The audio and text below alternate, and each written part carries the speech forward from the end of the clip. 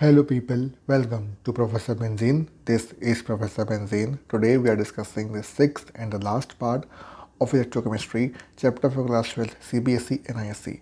In this video, we'll talk about batteries and corrosion. So let's begin. First thing we talk about are commercial cells or batteries. So ये क्या होते हैं? A battery contains more than one electrochemical cell connected in series. एक से ज़्यादा electrochemical cell की जो series में कनेक्टेड जब होते हैं तो उसको बोलते हैं batteries. That's how a battery is formed कि एक से ज़्यादा इलेक्ट्रोकेमिकल सेल सीरीज में कनेक्टेड होंगे. That forms a battery. It is a galvanic cell that converts chemical energy of the redox reaction into electrical energy.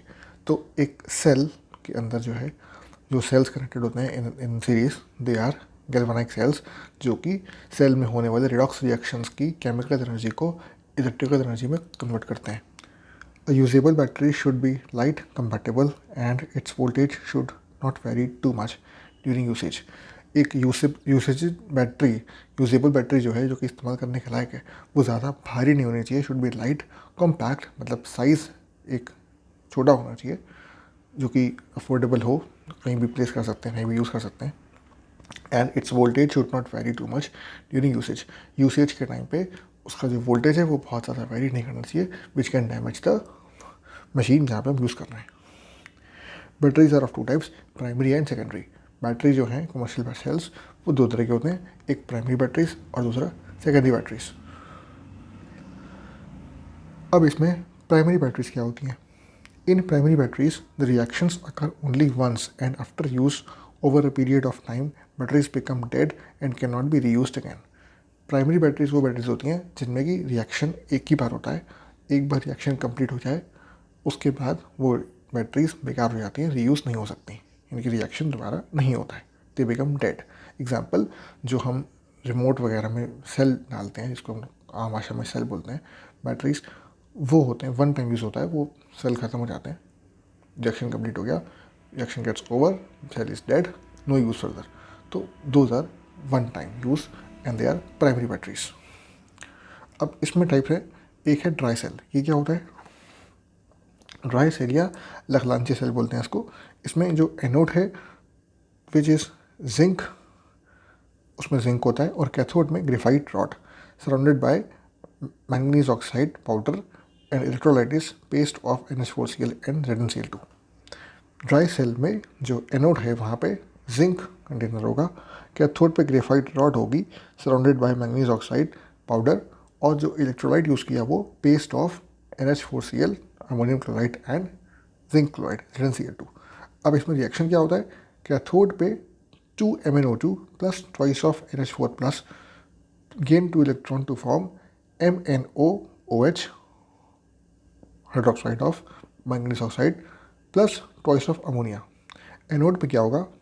Zinc solid will form zinc 2 plus aqueous and lose 2 electrons. ये reaction हुआ और इन sales का जो cell potential है वो होता है 1.25 volts to 1.5 volts. इनका यूज़ क्या होता है? Commonly used in transistors and clocks. जो मैंने एग्जांपल दिया, रिमोट वगैरह में डालते हैं, टीवी रिमोट्स, एसी रिमोट्स, या फिर क्लॉक्स में या ट्रांजिस्टर में जो सेल डलते हैं, आम भाषा में सेल बोलते हैं उसको हम लोग, वही होते हैं primary batteries. They are dry cell और Leclanche cells. Next comes mercury cells. ये क्या होते हैं? इसमें एनोड जो है वो जिंक मरकरी अमलगम होता है और cathode is a paste of mercury oxide and carbon, जबकि electrolyte is moist paste of potassium hydroxide and zinc oxide. इसमें रिएक्शन क्या होता है कि कैथोड पे HgO जो है mercury oxide react with water to form and gains 2 electrons to form Hg liquid and twice of OH minus ions.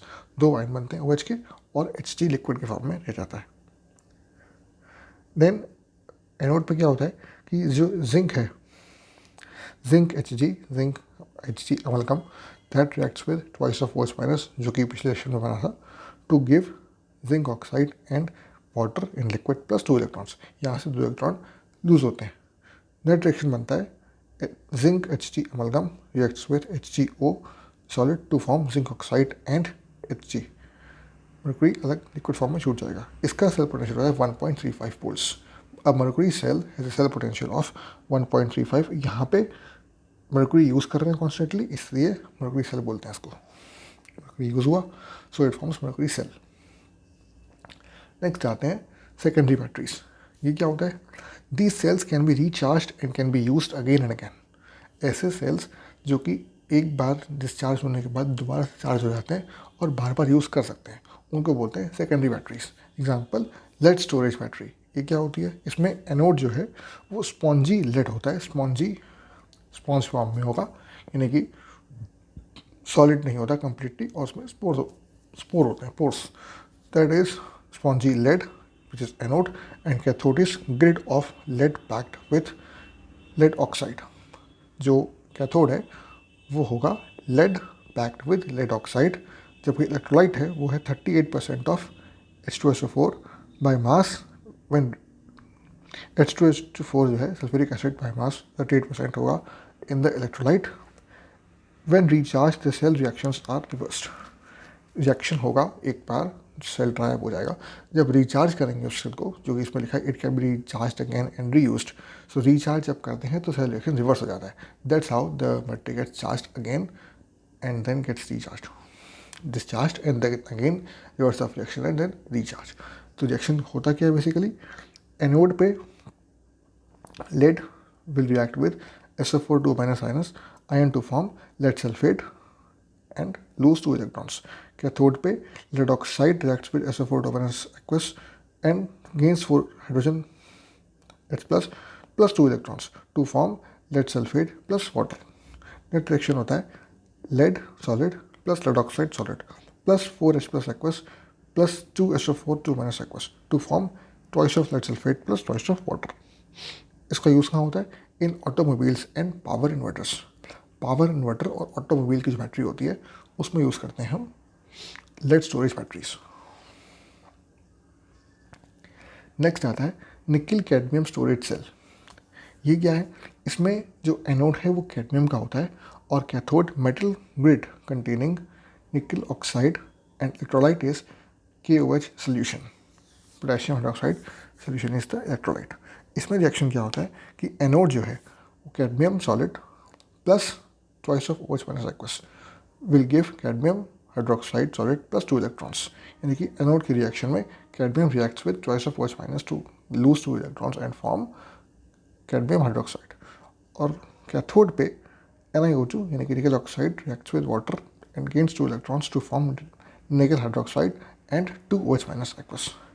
Net reaction होगी cadmium plus nickel oxide solid both plus water in liquid to form cadmium hydroxide solid plus nickel hydroxide, and the cell potential of nickel cadmium cell is 1.4 volts. It has a longer life and is expensive to manufacture। निकल cadmium जो storage cell है इसकी life ज़्यादा होती है लेकिन इसकी manufacturing expensive है, इसलिए वाइडली यूज़ नहीं होता है। नेक्स्ट आता है फ्यूल सेल। ये क्या होता है कि galvanic cell which use energy of combustion of the fuels like H2, methane, CH3OH, etc. as a source to produce electrical energy are called fuel cells। यानी कि ऐसे गैल्वेनिक सेल जो कि इलेक्ट्रिकल एनर्जी प्रोड्यूस करने के लिए reactions की energy use करते हैं। Reactions combustion of which is the combustion of hydrogen, methane, CH3OH, methanol etcetera. इन सब के कंबशन से जो मिलती है एनर्जी उसको इलेक्ट्रिकल में कन्वर्ट करते हैं। जो गैल्वेनिक सेल्स उनको बोलते हैं फ्यूल सेल्स, क्योंकि एक तरह का फ्यूल ले रहेंगे फ्रॉम हाइड्रोजन, मीथेन और methanol to convert into electrical energy. The fuel cells are pollution free and have high efficiency. Fuel cells जो हैं इनसे पोल्यूशन नहीं होता है और इनकी एफिशिएंसी काफ़ी हाई होती है। Example hydrogen oxygen fuel cell. ये इसमें कैसे काम होता है? इलेक्ट्रोड जो है made of porous graphite impregnated with catalyst which is platinum, silver और metal oxide.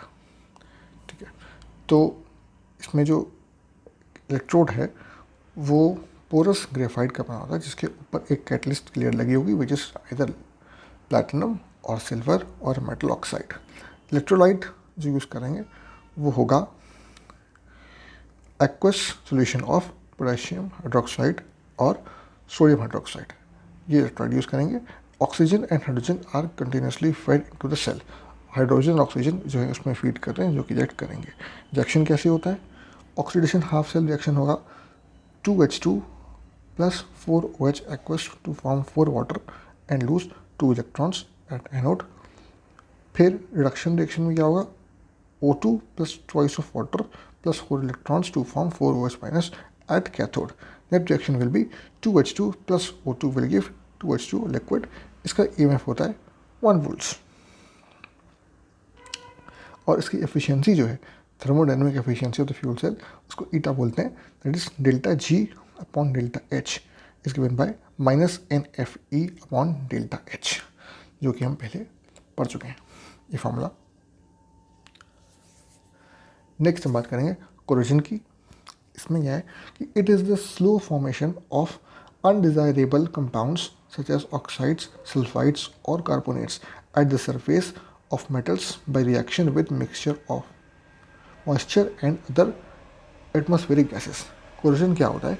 Formation of undesirable compounds such as oxides, sulfides, carbonates at the surface of metals. Metal surface के ऊपर ऑक्साइड, सल्फाइड या carbonate जैसे compounds का formation due to the reaction of metal with moisture and other atmospheric gases. Moisture और atmosphere की other gases के साथ react करके जो मेटल सरफेस के ऊपर एक कवरिंग बन जाती है of oxide, sulphides and carbonates, उसको बोलते हैं corrosion. What are the different factors affecting corrosion? Reactivity of metals, जो मेटल जितना ज़्यादा रिएक्टिव होगा वो उतनी जल्दी कोरोड करेगा। Presence of moisture and atmospheric gases like CO2, SO2 etcetera, carbon dioxide, sulphur dioxide जैसी गैसेस का प्रेजेंस, और मॉइस्चर यानी कि जो हवा है उसमें नमी होनी चाहिए, presence of water vapours, presence of impurities, impurities जितनी ज़्यादा होंगी उतनी जल्दी होगा corrosion, and strains in the metal, strains in the metal, metal में अगर स्ट्रेन्स हैं तो भी जल्दी होगा, एंड प्रेजेंस ऑफ इलेक्ट्रोलाइट, अगर इलेक्ट्रोलाइट प्रेजेंट है, रिएक्शन होने के लिए एक सेल्फ फॉर्म हो रहा है, इलेक्ट्रोलाइट है आसपास, तो भी रिएक्शन जो है वो जल्दी होगा। Electrochemical theory of the iron rusting होती कैसी है as per the electrochemical theory? As per the theory, an electrochemical cell, also known as a corrosion cell, is developed at the surface of the iron. Iron surface के ऊपर एक electrochemical cell develop होता है जिसकी वजह से reaction complete होता है, जिसमें एनोड पे जो है प्योर आयरन यानी कि जो मेटल है, आयरन सब्सटेंस है, pure iron, that is anode, and cathode is the impure surface, the other surface impure surface जिसकी वजह से कोरोजन हो रहा है, ये बनेगा कैथोड।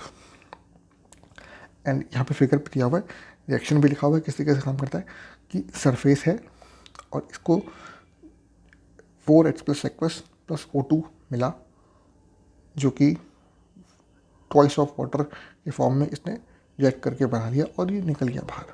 तो इसमें जो आयरन है वो आयरन Fe2 प्लस के फॉर्म में रिलीज हो रहा है, इलेक्ट्रॉन अलग होते जा रहे हैं, Fe2 प्लस के फॉर्म में आ रहा है। तो जो Fe2O3 जो ऊपर की सरफेस है वो कोरोड होगी रिएक्टिंग विद ऑक्सीजन। रिएक्शन कैसे होता है कि 2 Fe2 plus aqueous plus twice of water liquid plus half O2 gases will form Fe2O3 solid plus 4H plus, यानी कि Fe2 प्लस जो है मेटल सरफेस ओरिजिनल सरफेस है, और Fe2O3 जो फॉर्मेशन है जो ऊपर दिखाया गया, ये लेयर है कोरोजन की लेयर जो ऊपर बनेगी, जो कोरोजन हो रहा है यही लेयर फॉर्म होगी Fe2O3 की on the surface of metal.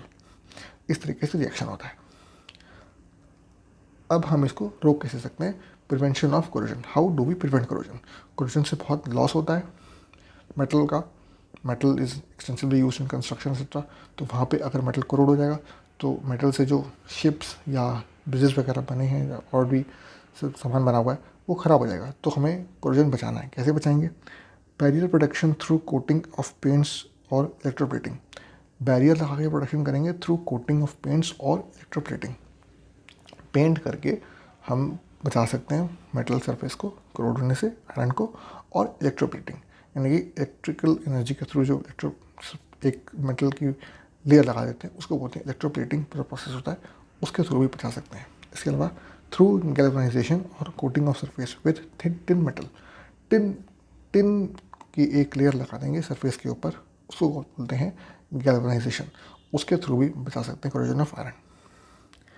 By the use of anti-rust solution like bisphenol. Bisphenol जो कि एक हाइड्रोकार्बन कंपाउंड है फिनॉल का, उसको यूज़ कर सकते हैं विच इज़ कहना एंटी रस्ट सोल्यूशन, यानी कि इसको यूज़ करने से जो रस्टिंग है वो नहीं होती है, तो it's called anti rust solution like bisphenol. ये भी हम अप्लाई कर सकते हैं on the surface of metal. By cathodic protection in which a metal is protected from corrosion by connecting it to another metal that is more easily oxidized.